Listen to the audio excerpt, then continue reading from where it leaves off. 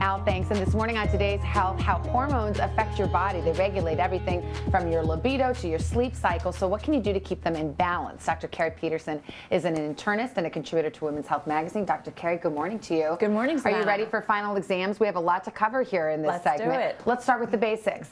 What are hormones? Hormones are chemical messengers. They're made in one part of the body and they send a signal to another part of the body to perform a function. Let's start with the brain. We're going to look at 4 different areas of the body. And our first hormone we want to talk about, oxytocin, which we also like to call the love hormone. The love hormone. It's the feel-good hormone. It goes up when you touch someone, when you touch a friend or a partner. And this heightens trust, it lowers stress, it allows you to create bonds, it heightens sex drive, and predominantly it plays a role in reproduction. It, during childbirth, facilitates labor, and it helps with breastfeeding. Okay, interesting. Another important hormone in the brain is cortisol. Cortisol, yes. Too much of cortisol, not a good thing. Chronically, it is not a good thing. Cortisol is released on a 24-hour cycle, goes down in the middle of the night and up in the morning.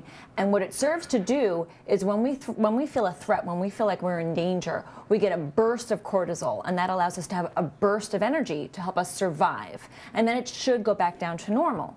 But psychological stress does the same thing. It causes it to go up. And if you're chronically under stress, that means your cortisol is chronically elevated. And that can cause problems over time. It doesn't help us, it hurts us. Oh. Elevates blood pressure, elevates blood sugar, and it suppresses your immune system. So manage your stress. Bottom line, yeah, reduce stress if you can. Okay, melatonin is our next hormone in the brain, which a lot of people recognize as a sleep hormone, right? Yes, it regulates your sleep cycle. It doesn't improve the quality of your sleep, it just helps your circadian rhythm. And this hormone starts to be made when the sun goes down, when it starts to get dark out. And its peak performance, its peak production is if it's dark out.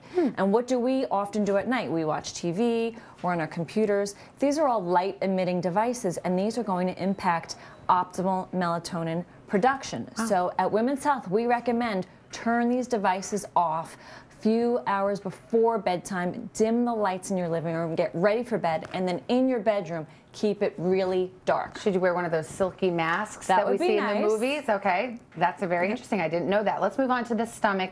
There are 2 what we call hunger hormones. Yes. What are they called? These are leptin and ghrelin, and these control, as you said, hunger and satiety. One called ghrelin is produced in the pancreas and in the stomach, and this increases hunger. Whereas leptin, on the other hand, is produced in the fat cells, and this suppresses appetite. And both of these hormones are being actively studied for their role in obesity. And I think I read that fructose or some sugars can affect leptin, which makes you hungrier? Correct. So fructose, which is found in soda and in candy, can cause resistance to leptin, which makes you more hungry.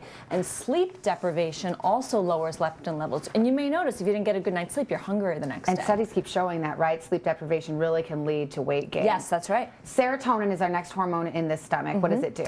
Serotonin is a neurotransmitter made predominantly in the gut, where it controls intestinal contractions, also in the brain, where it can contribute to mood and sexual behavior. And researchers believe that a glitch in the serotonin pathways can influence mood and possibly lead to depression. But it's not measurable. Okay, our next area is thyroid. The almighty thyroid. This can really affect a woman's health. It can. It controls temperature regulation and metabolism. If it's too low, it's called hypothyroidism, and this causes weight gain, fatigue, and constipation. If it's too high, it's called hyperthyroidism, and this can cause weight loss, palpitations, tremor, and anxiety. And these are autoimmune conditions, and if you have these symptoms, you should definitely bring it to your doctor's attention, and if you have a family history as well, get them checked. They can test it out. All right, and then last but not least, the woman's ovaries, estrogen and progesterone. We're familiar with those. We are. This is what controls ovulation and our menstrual cycle, and you may be familiar with birth control, which alters these levels, preventing ovulation and preventing pregnancy. But estrogen can also be impacted by weight gain as well, and also chronic stress, and that's why they can lead to problems with fertility. Okay, and the last hormone we want to talk about, testosterone, which a lot of us think of as a male hormone, but but women have it too. We make about 10% of what men make. It controls the same functions: libido, muscle mass, and bone density. And if it's too high, you can get excessive facial hair growth and acne. So if you have these symptoms, call your doctor. Dr. Keri Peterson, a lot of information, but good information. Thanks so much.